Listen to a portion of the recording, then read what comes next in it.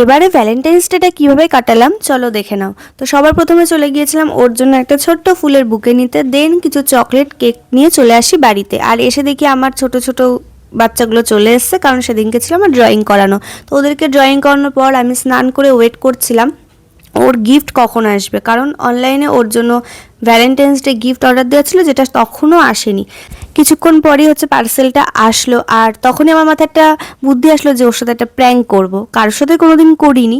গিফটটা বার করে নিয়ে খালি বক্সটা আমি ভালো করে প্যাকিং করেছিলাম। তারপরে তো উনি চলে আসলো সন্ধ্যাবেলাতে, আর এসে প্রথমে ঠাম্মির জন্য একটা রোজ আর চকলেট এনেছিল, তো সেটাই দিল। তারপরে আমরা ঘুরতে বেরিয়েছিলাম। আমরা ঘুরতে বেরিয়ে খেলাম আমি খেলাম মালাই চা, আর ও খেলো লিকার চা।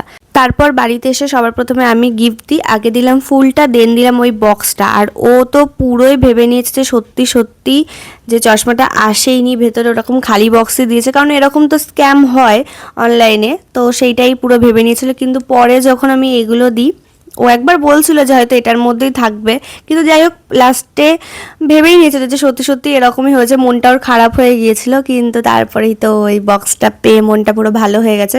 কিন্তু সবার আগে আমার এই গিফটগুলো দেখেনি, আগে দেখলো চশমাটা পরে ঠোরে সব কিছু ভালো করে দেখে নিয়ে, দেন আমি যেগুলো যেগুলো হাতে কিছু কার্ডস বানিয়েছিলাম সেগুলো দেখলো, তারপরে যা চকলেট দিয়েছি সেগুলো দেখলো।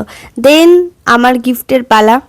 আমাকেও প্রচুর কিছু দিয়েছে, রোজ, চকলেট, তারপর ড্রেস, প্রচুর। আমার ভীষণ ভালো লেগেছে। দেন প্রত্যেক বছরই আমার পাপা আমার মাম্মির জন্যও নিয়ে আসে রোজ। আর আমি পাপাকে এইভাবে জোর জবরদস্তি করে দিতে বলেছি, কারণ জানি না যে আমি ভিডিও করছি। এটা যখন পোস্ট করব তখন দেখতে পারবে যে আমি ভিডিও করেছি। তো দিনটা এইভাবেই এত সুন্দর করে কাটিয়েছিলাম।